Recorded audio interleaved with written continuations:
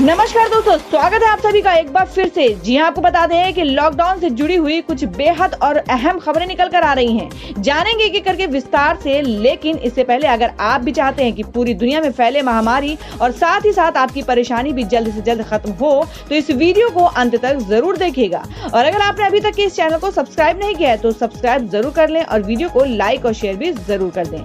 दोस्तों, खबरों का सिलसिला शुरू करने से पहले आपको बता दें कि महामारी का कहर दिन ब दिन बढ़ने के कारण सरकार की तरफ से कुछ कड़े कानून और कुछ रियायतें दी गई हैं, जिन्हें जानना आपके लिए बेहद जरूरी है। इसलिए आपसे अनुरोध है कि खबरों में अंत तक जरूर बने रहिएगा। तो खबरों का सिलसिला शुरू करते हुए बढ़ते हैं पहली बड़ी खबर की ओर।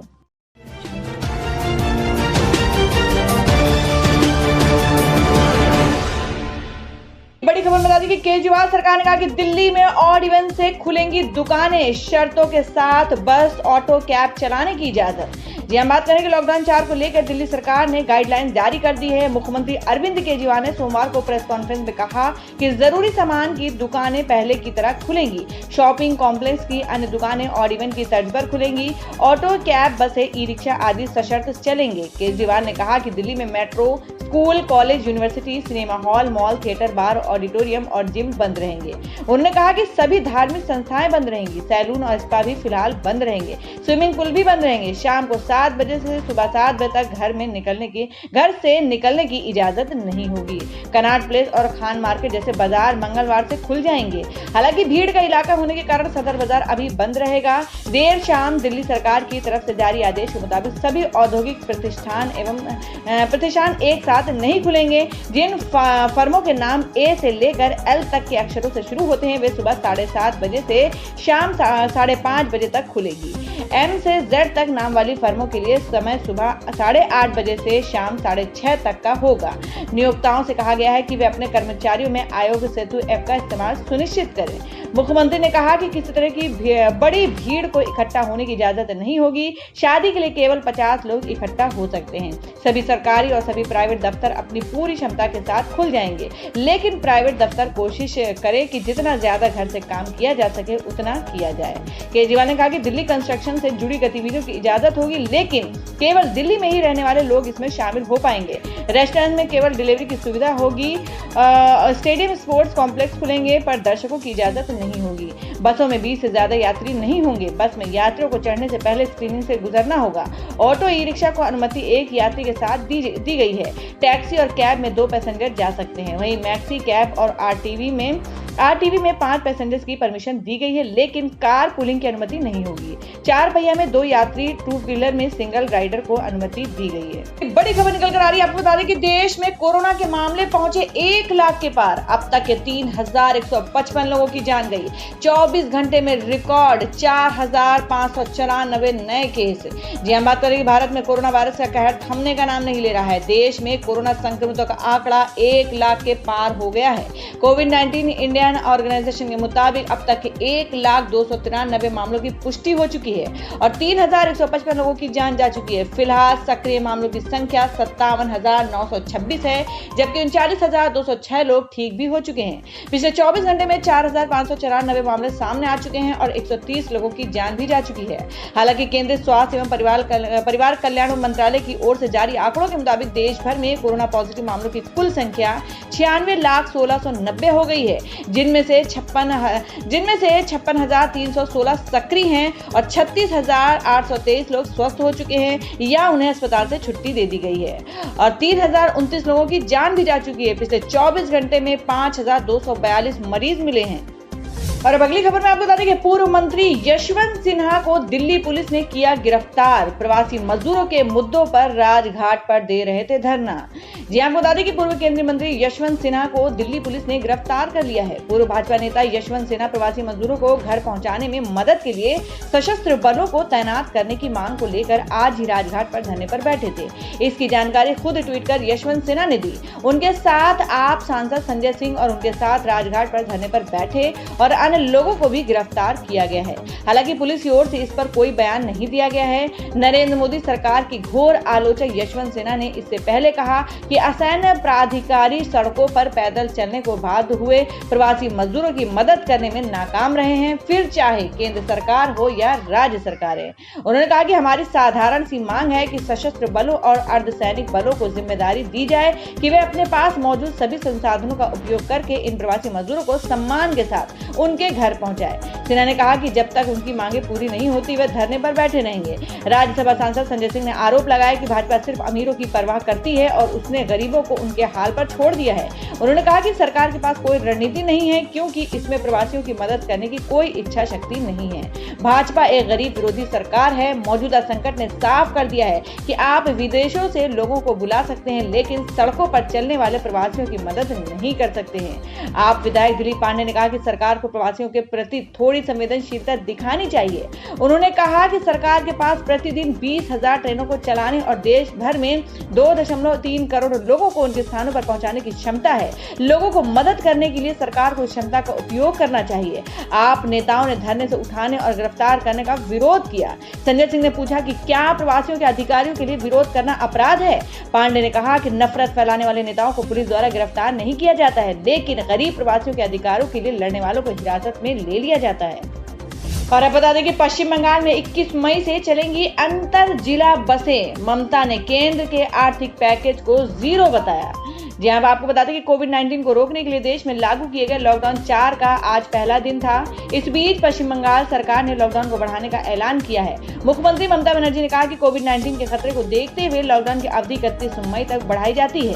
हालांकि यहाँ रात्रिकालीन कर्फ्यू नहीं लागू होगा लेकिन लोगों से अनुरोध किया गया है कि शाम 7 बजे के बाद घर से ना निकले। विभिन्न राज्यों में फंसे राज्य के प्रवासी मजदूरों को वापस लाने को लेकर सीएम ममता बनर्जी ने कहा कि आने वाले कुछ दिनों में मजदूरों को वापस लाने के लिए 120 और ट्रेन चलाने की कोशिश की जाएगी। मजदूरों के किराए भाड़े का खर्चा राज्य सरकार वहन करेगी। केंद्र सरकार के 20 लाख करोड़ रुपए के पैकेज को ममता बनर्जी ने सिरे से नकार दिया है। उन्होंने कहा कि हम केंद्र की जन विरोधी स्थितियों को स्वीकार नहीं करना चाहते। पूरा आर्थिक पैकेज एक बड़ा जीरो है। और अब अगली खबर में आपको बता दें कि सूरत में फंसे बिहार के 3 लाख मजदूरों को घर जाने का अभी भी इंतजार। टिकट मिलने में हो रही है परेशानी। आपको बता दें कि लॉकडाउन के तीसरे चरण की समाप्ति और करीब 15 दिनों से चलाए जा रहे श्रमिक स्पेशल ट्रेन के बावजूद भी गुजरात के सूरत में बिहार के करीब 3 लाख मजदूरों को अभी भी अपने घर लौटने का इंतजार है। मजदूरों के मुताबिक राज्य के लाख दावों के बाद भी इन लोगों को खाने से लेकर टिकट मिलने तक में परेशानी का सामना करना पड़ रहा है। श्रमिकों का आरोप है कि जिले में ट्रेन की टिकटों में धांधली हो रही है और ज्यादा पैसे वसूल कर टिकट उपलब्ध कराए जा रहे हैं। 24 साल के मनजीत कुमार सूरत के एक टेक्सटाइल कंपनी में साड़ी में छपाई का काम कर रहे थे। लॉकडाउन की वजह से पिछले 2 महीने से काम धंधा बंद है। बिहार के अरवल जिला से आने वाले मनजीत ने इस कंपनी में 18 दिन काम किया था जिसकी सैलरी मिल चुकी है। आधा मई बीते जाने के बाद अब इनके पास ना पैसा है और ना खाने को अन्न है। इनका आरोप है कि जिले में श्रमिक स्पेशल ट्रेन के टिकट के लिए बड़े पैमाने में ब्लैकमेलिंग हो रही है। इस बाबत आउटलुक से बातचीत में सूरत के police commissioner RV Brahma Bhatt कहते हैं कि लाखों की तादाद में श्रमिक फंसे हुए हैं। बिहार के करीब 3 लाख श्रमिक अभी भी यहाँ हैं। छोटे पैमाने पर ऐसा हो सकता है लेकिन यदि पुलिस के संज्ञान में मामला आता है तो जांच की जाएगी। तो दोस्तों, खबरों में आगे बढ़ने से पहले जान लेते हैं आज के माइंड क्विज के सवाल को। आज का सवाल है, आपको बताना है मिजोरम की राजधानी कहाँ है। इसका जवाब आपको वीडियो के नीचे कमेंट बॉक्स में देना है और सही जवाब देने वालों को रैंडमली सिलेक्ट किया जाएगा और वो जीत सकते हैं बम्पर पुरस्कार। बढ़ते अगली बड़ी खबर की ओर। और दोस्तों, मैं अगली बड़ी खबर बता दें कि महाराष्ट्र के मुख्यमंत्री उद्धव ठाकरे ने ली एमएलसी पद की शपथ। निर्विरोध हुए थे निर्वाचित। आपको बता दें कि महाराष्ट्र के मुख्यमंत्री उद्धव ठाकरे और 8 अन्य नेता यानी सोमवार को एमएलसी विधान परिषद की सदस्यता की शपथ ले चुके हैं। इसके साथ ही बीते कई महीनों से चला आ रहा संवैधानिक संकट भी समाप्त हो गया है। महाराष्ट्र विधान परिषद के सभापति रामराजे निम्बालकर ने सीएम उद्धव ठाकरे को विधान परिषद सदस्य पद की शपथ दिलाई। रामराजे निम्बालकर ने सोमवार को सीएम उद्धव समेत कुल 9 निर्वाचित एमएलसी को पद और गोपनीयता की शपथ दिलाई। बता दें कि मुख्यमंत्री उद्धव ठाकरे और विपक्षी दलों के 8 अन्य प्रत्याशियों को गुरुवार को राज्य विधान परिषद के लिए निर्विरोध सदस्य घोषित किया गया था। ये सभी उम्मीदवार 24 अप्रैल से खाली पड़ी विधानसभा परिषद की 9 सीटों के लिए मैदान में थे। और अब अगली खबर बता दें कि कांग्रेस ने कहा कि जुमला पैकेज निकला 20 लाख करोड़ का पैकेज, किसानों को कुछ नहीं मिला। जी आपको बता दें कि कांग्रेस ने सरकार पर किसानों के प्रति असंवेदनशील होने का आरोप लगाया है। पार्टी ने मांग की है कि प्रधानमंत्री और वित्त मंत्री को राहत पैकेज में किसानों की अनदेखी के लिए उनसे माफी मांगनी चाहिए। कांग्रेस के मुख्य प्रवक्ता रणदीप सुरजेवाला ने कहा कि 20 लाख करोड़ का पैकेज जुमला पैकेज साबित हुआ है। सरकार ने किसानों या कृषि मजदूरों के हाथ में एक पैसा नहीं दिया है, जबकि रबी सीजन में किसानों को 50,000 करोड़ रुपए का नुकसान हुआ है। उन्होंने कहा कि प्रधानमंत्री और वित्त मंत्री सिर्फ बड़ी बड़ी बातें करते हैं और सुर्खियां मैनेजमेंट में लगे रहते हैं। उन्होंने किसानों या समाज के दूसरे वर्ग के लिए कुछ भी नहीं किया है। वरिष्ठ कांग्रेस नेता और पूर्व वित्त मंत्री पी चिदंबरम ने एमएसएमई मंत्री नितिन गडकरी और वित्त मंत्री निर्मला सीतारमण पर राहत पैकेज को लेकर तंज कसा है। उन्होंने कहा कि दोनों मंत्रियों को पहले आपस में तय कर लेना चाहिए कि क्या करना है। चिदंबरम ने कहा कि एमएसएमई मंत्री कहते हैं कि सरकार और सार्वजनिक क्षेत्र की कंपनियों पर एमएसएमई का 5 लाख करोड़ रुपए का बकाया है। दूसरी तरफ सीतारमण ने 45 लाख एमएसएमई कंपनी को 3 लाख करोड़ रुपए के कोलेटरल फ्रीज कर्ज की बात कही है। तो इसमें कर्ज देने वाला कौन है और लेने वाला कौन है? चिदंबरम ने कहा पहले दोनों मंत्रियों को आपस में तय कर लेना चाहिए कि सही क्या है और उन्हें करना क्या है। एमएसएमई को सरकार की मदद के बिना खुद को बचाने के लिए छोड़ दिया जाना चाहिए। और अब बता दें, सीपीएम का आरोप है कि सरकार का राहत पैकेज झांसा, जरूरतमंदों को एक पैसा नहीं दिया। जी आपको बता दें कि वामपंथी दल सीपीएम ने सरकार के राहत पैकेज को क्रूर मजाक और झांसा बताया है। एक बयान में पार्टी ने कहा कि महामारी और लॉकडाउन के चलते सबसे ज्यादा प्रभावित लोगों, खासकर प्रवासी मजदूरों, रेहड़ी लगाने वालों और घरों में काम करने वालों को सरकार ने एक पैसा भी नहीं दिया है। पैकेज में मुख्य तौर से कर्ज के लिए प्रावधान किए गए हैं। एकमात्र सीधा फायदा 3,500 करोड़ रुपए का है, जो सरकार मुफ्त अनाज में खर्च करेगी। पार्टी का कहना है कि पहले तो सरकार ने भ्रष्टाचार के नाम पर करोड़ों राशन कार्ड रद्द कर दिए और अब बिना कार्ड वालों को मदद करने की बात कह रही है। एक देश एक राशन कार्ड जैसी रीपैकेजिंग योजनाएं 2021 के मध्य तक ही लागू हो सकेंगी। पार्टी के अनुसार वित्त मंत्री प्रवासी मजदूरों की संख्या कम बता रही है। उन्होंने इनकी संख्या 8 करोड़ बताई है, जबकि मार्च 2020 में संसद में इनकी संख्या 10 करोड़ बताई गई थी। इसका मतलब यह है कि मुफ्त अनाज वितरण का फायदा सबको नहीं मिल पाएगा। मनरेगा के तहत 40 से 50% कार्य दिवस बढ़ने का दावा भी गलत है। अप्रैल 2019 में 27.30 करोड़ कार्य दिवस पैदा हुए थे, जबकि इस साल अप्रैल में सिर्फ 11.1 कार्य दिवस पैदा हुए, जो एक दशक में सबसे कम है। इसलिए जो प्रवासी मजदूर अपने गांव लौट रहे हैं, उनके सामने बेरोजगारी की बड़ी समस्या होगी। तो दोस्तों, खबरों में आगे बढ़ने से पहले एक बार फिर से आपको याद दिला दें कि अगर आपने अभी तक हमारी वीडियो को लाइक नहीं किया तो जल्दी से वीडियो को लाइक कर दें, क्योंकि आपका एक लाइक हमारे लिए बहुत ही महत्वपूर्ण होता है। और अगर आप हमारे चैनल पर नए हैं तो चैनल को जरूर सब्सक्राइब कर लें और बेल के बटन को भी जरूर हिट कर दें। और हमारी पूरी न्यूज को जानने के लिए वीडियो को लास्ट तक जरूर देखें। बढ़ते हैं अगली बड़ी खबर की ओर। और अब अगली बड़ी खबर बता दें कि जोमेटो के बाद स्विगी ने 1,100 कर्मचारियों को हटाया। लॉकडाउन से कारोबार को लगा झटका। जी आपको बता दें कि लॉकडाउन के कारण कारोबार को करारा झटका लगने के कारण नौकरियां जाने का सिलसिला तेज होता दिख रहा है। फूड डिलीवरी प्लेटफॉर्म स्विगी ने 1100 कर्मचारियों को हटाने की घोषणा की है। कंपनी ने अपने हेड ऑफिस और दूसरे शहर में सभी तरह के कार्यों में लगे कर्मचारियों को हटाने का निर्णय किया है। इससे पहले जोमेटो भी कर्मचारियों की छटनी कर चुका है। स्विगी के को फाउंडर और सीईओ श्री हर्षा मेजेटी ने वर्चुअल टाउन हॉल मीटिंग में कर्मचारियों को बताया कि सभी निकाले गए कर्मचारियों को कम से कम 3 महीने तक का वेतन दिया जाएगा, भले ही उनका नोटिस पीरियड का कार्यकाल कितना भी हो।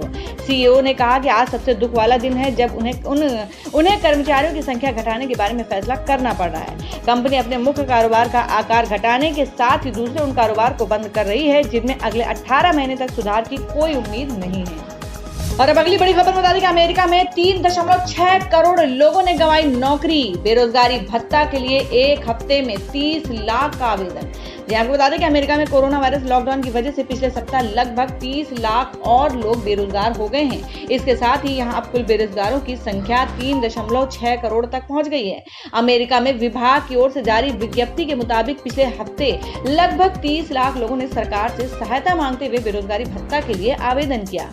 वहीं स्वनियोजित श्रमिकों के लिए स्थापित एक अलग संघीय कार्यक्रम के माध्यम से पिछले सप्ताह अतिरिक्त 8,42,000 लोगों ने सहायता के लिए आवेदन किया। ऐसी परिस्थिति तब है जब यहां कई शहरों में कुछ प्रतिबंध के साथ व्यवसाय फिर से शुरू हो गया है। अब देश में बढ़ती बेरोजगारी ने ट्रंप प्रशासन की चिंताओं को और बढ़ा दिया है। और अब अगली बड़ी खबर में आपको बता दें जो कि मौसम का हाल है कि 195 किलोमीटर की रफ्तार से बुधवार को आएगा सुपर साइक्लोन अम्फान। पश्चिम बंगाल में बड़े नुकसान की है आशंका। आपको बता दें कि चक्रवाती तूफान अम्फान ने सुपर साइक्लोन का रूप ले लिया है। पश्चिम बंगाल के तटीय इलाकों में ये 20 मई की दोपहर में पहुंचेगा। इस दौरान हवा की रफ्तार 195 किलोमीटर प्रति घंटा हो सकती है और इससे काफी नुकसान की आशंका है। आपको बता दें कि भारत में इससे पहले ऐसा चक्रवाती तूफान 1999 में आया था। केंद्र सरकार और national disaster response force NDRF ने सोमवार को ये चेतावनी जारी की है। सोमवार को इसे लेकर प्रधानमंत्री की अध्यक्षता में बैठक भी हुई और तैयारियों का जायजा लिया गया। केंद्र सरकार की तरफ से जारी बयान में कहा गया है कि बंगाल की खाड़ी में अम्फान ने सोमवार को सुपर साइक्लोन का रूप ले लिया है। इससे पश्चिम बंगाल के तटीय इलाकों में काफी नुकसान की आशंका है। यहां तक तूफान 20 मई को 195 किलोमीटर प्रति घंटा की रफ्तार से टकराएगा। पश्चिमी मिदनापुर, उत्तर और दक्षिण 24 परगना, हावड़ा, हुगली और कोलकाता जिले सबसे ज्यादा प्रभावित होने की आशंका है। वहीं ओडिशा के जगदीश हंसपुर, केंद्रपाड़ा, भद्रक और बालासोर जिला ज्यादा प्रभावित होंगे। तो दोस्तों ये थी अब तक की सभी बड़ी खबरों की अपडेट से टुडे ब्रेकिंग न्यूज और लेटेस्ट खबरों को देखने के लिए हमारे चैनल ऑसम ज्ञान हिंदी न्यूज चैनल से जुड़े रहिए और हमारे वीडियो को लाइक शेयर जरूर कर दें अपने दोस्तों और रिलेटिव्स के साथ। तो दोस्तों फिर मिलेंगे काम की खबरों और सरकारी योजनाओं की एक और नई वीडियो के साथ। तब तक के लिए धन्यवाद दोस्तों।